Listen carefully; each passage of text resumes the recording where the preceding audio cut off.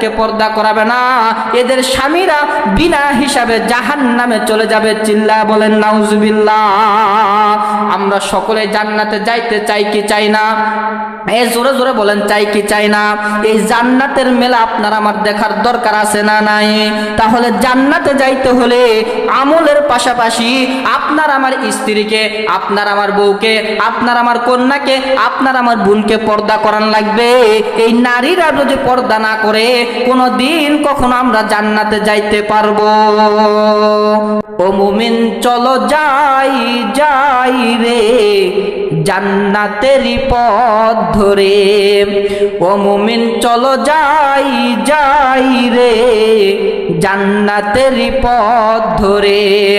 ও নামাজ সারা বাঁচি না, ও নামাজ সারা বাঁচি না, ও রোজা তুমি কই